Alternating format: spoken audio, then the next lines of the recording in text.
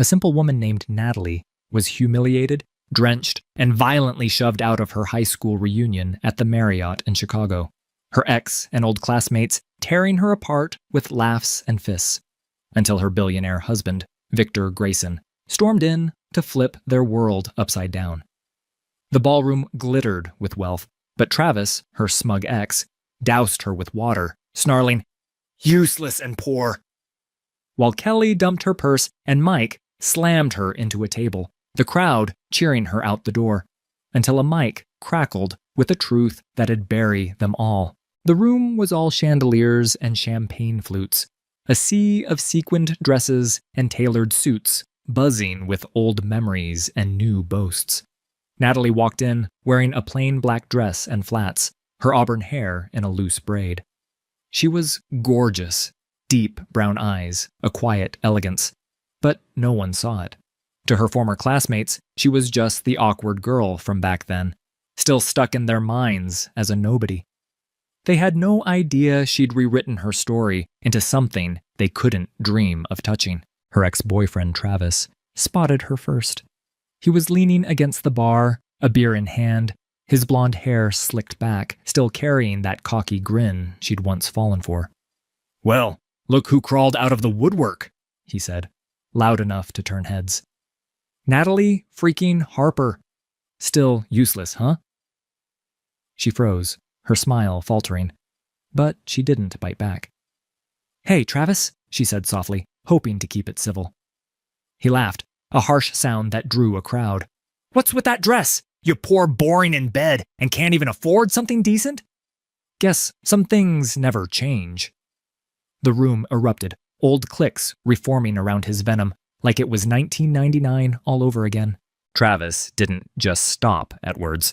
He stepped right up to Natalie, jabbing a finger in her face, his beer breath hot and sour. "You're a waste of space, you know that?" He spat, loud enough to hush the room.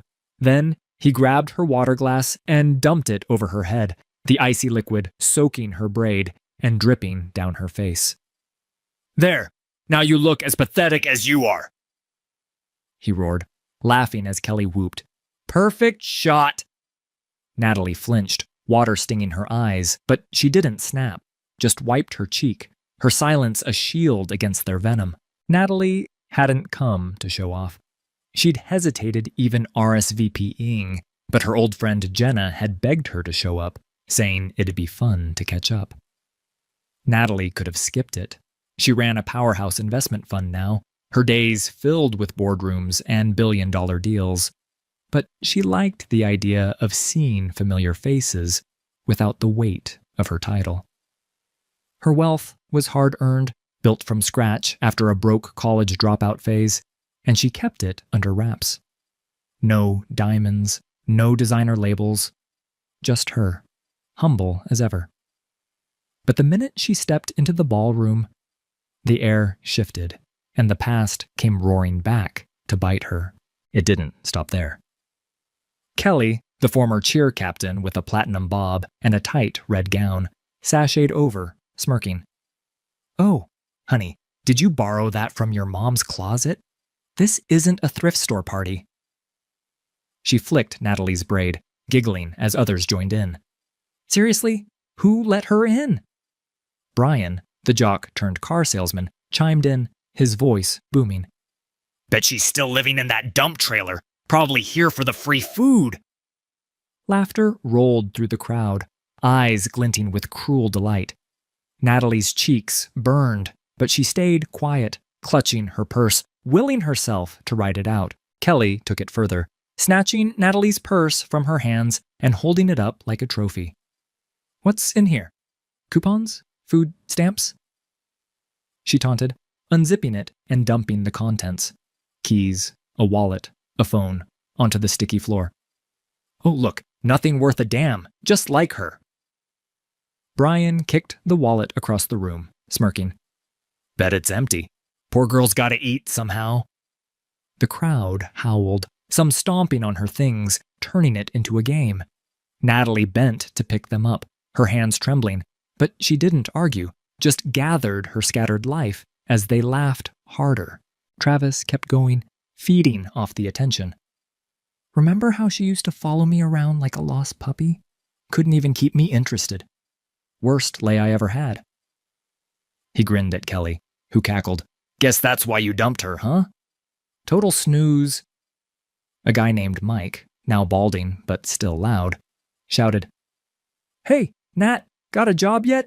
Or are you still sponging off someone?" The taunts piled up, a wall of noise that hit her like punches. She tried to sip her water, hands steady, but inside, her heart was racing. She didn't want to fight, didn't need to prove anything to these people. The hostility turned physical. Mike wasn't content with words either. He lumbered over, towering over Natalie, and shoved her hard into a table, her hip slamming against the edge with a thud. "Move it, deadweight!" he barked, his voice booming as the table wobbled, spilling drinks. "You're a freaking eyesore! Get lost!" Kelly clapped, shrieking, "Yeah! Trash her out!" While Travis egged them on. "She's a stain on this reunion! Dump her!" Natalie steadied herself, pain shooting through her side. But she didn't cry out, just straightened up, her composure a quiet defiance they didn't deserve. Kelly accidentally bumped Natalie's arm, spilling her drink down her dress. "Oops, my bad. Looks better wet anyway," she said, laughing as the crowd cheered. Brian grabbed a napkin, tossing it at her face. "Wipe up trailer trash. Don't stink up the place." Travis stepped closer, towering over her. "You're embarrassing yourself, Nat. Time to go. Nobody wants you here." He waved at the group, rallying them. "Right, guys? Let's show her the door." They clapped and hollered, a pack closing in. Natalie's voice trembled as she tried to speak. "I'll leave if that's what you want." Kelly shoved her toward the exit. "Good riddance." They didn't just nudge her out. They made it a spectacle. As they dragged her toward the exit, Brian grabbed a handful of cocktail napkins and threw them at her, one smacking her face with a wet slap. "Clean yourself up, you disgusting nobody!" he yelled, while Travis snatched her braid, yanking it hard enough to make her gasp. "Out you go, loser! Don't come back crying!" he sneered, shoving her through the doors as Mike kicked at her flats, nearly tripping her. The crowd chanted, "Bye-bye, Nat!" filming the whole thing, their phones flashing like vultures circling a kill. Natalie stumbled into the hall, her scalp stinging, but she didn't turn back. Just stood there, breathing, as their jeers echoed. Mike grabbed her arm, dragging her past the dance floor, while Travis yelled, "See ya, loser!" The crowd parted, some filming on their phones, others chanting, "Out! Out!"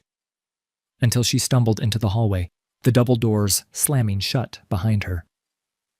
Natalie stood there, dress damp, braid fraying, the echo of their laughter ringing in her ears.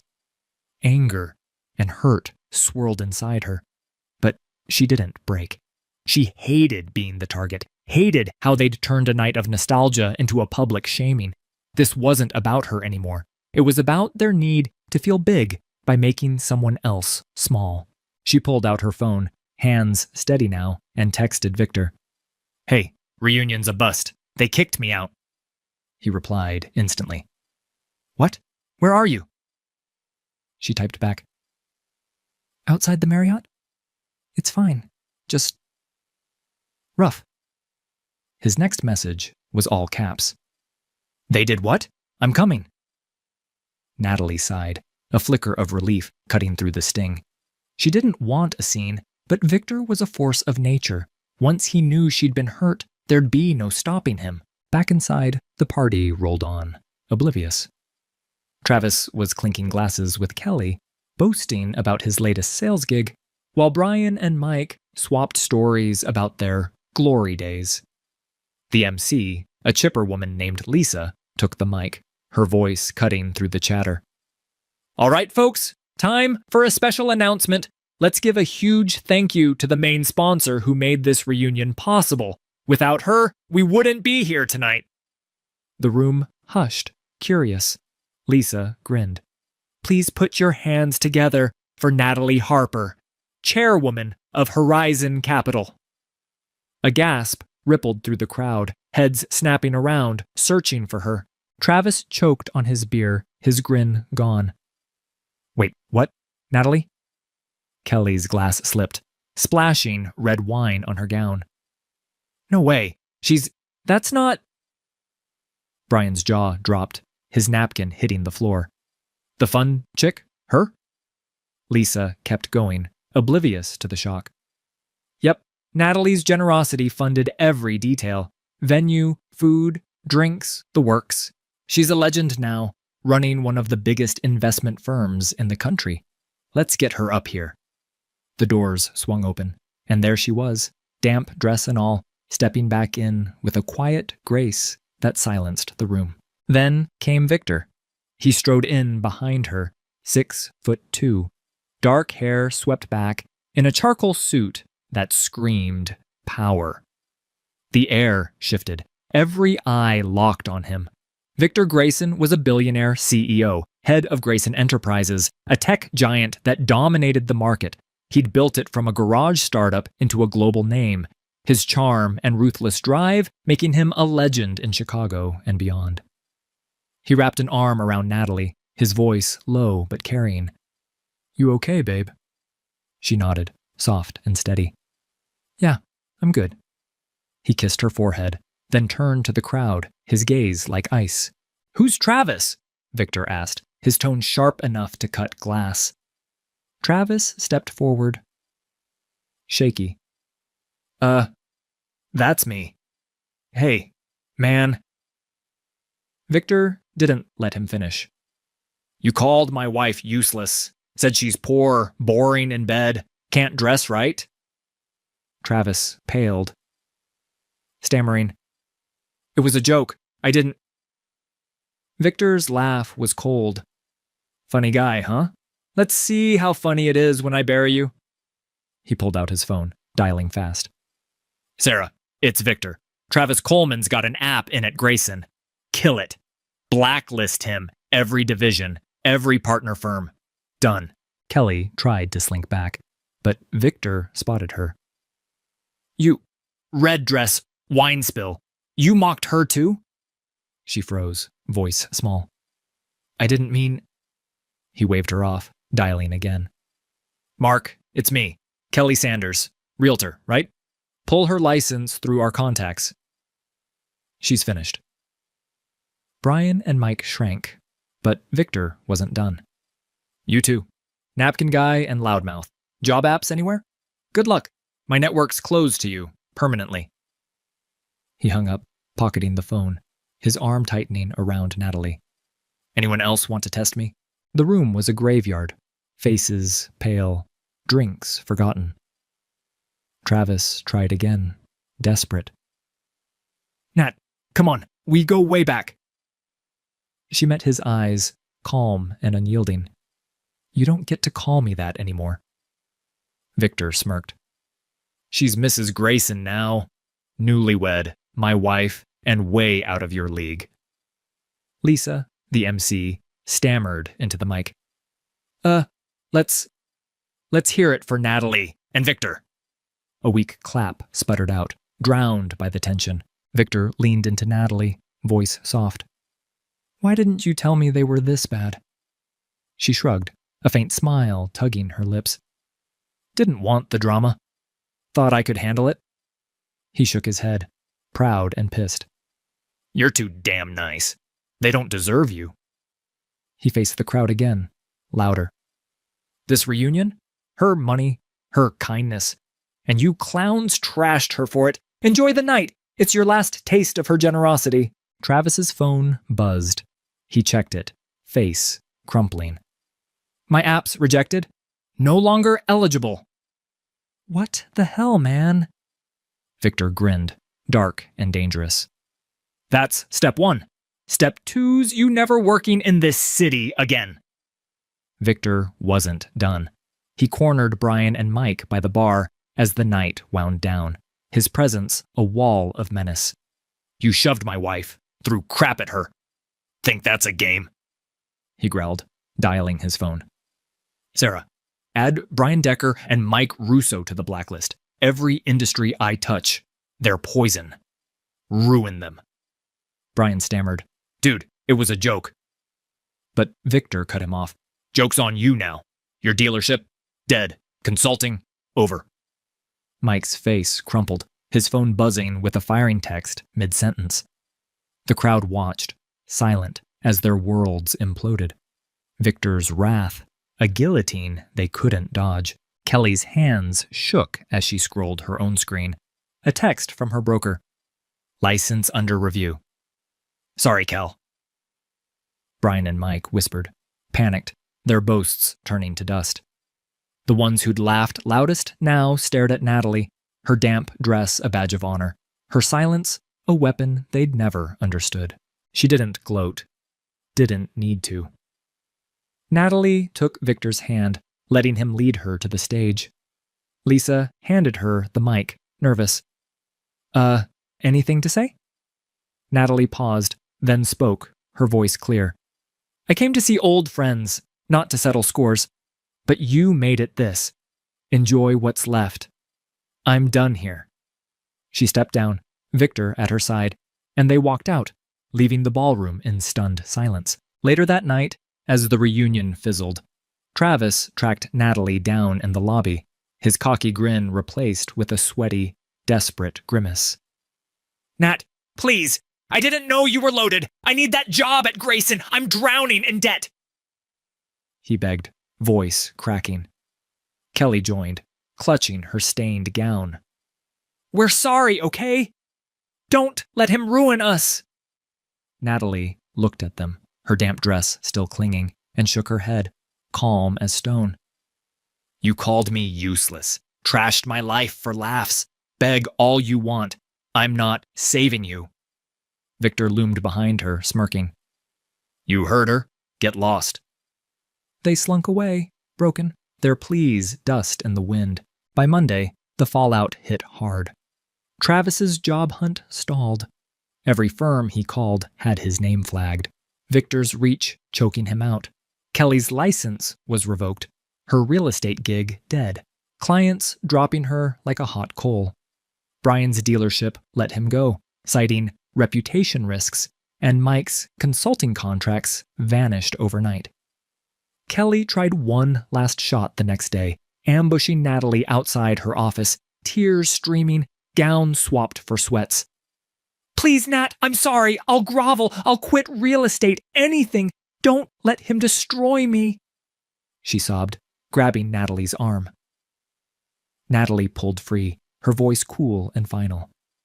You spilled my drink, trashed my stuff, laughed me out. You're done. I don't forgive that. She walked away, leaving Kelly crumpled on the sidewalk, her pleas drowned by the city noise. Victor's network had already shredded her career. No calls returned, no deals left, just a void where her life used to be. The reunion's Facebook page exploded, photos deleted, apologies posted. But Natalie never replied. She was busy running Horizon, her fund thriving, while Victor made damn sure her enemies sank. They didn't see her again. Natalie and Victor sat in their penthouse that weekend, her in sweats, him pouring wine, the city skyline theirs. You're a saint for putting up with them, he said, half smiling. She laughed, soft and real. Maybe, but you're my devil. Thanks for the backup. He clinked her glass, eyes warm. Always, Nat. Always. The ones who'd torn her down were gone. Their worlds collapsed, all because they couldn't see the queen behind the plain black dress. If you enjoyed this story, don't forget to like, share, comment, and subscribe for more.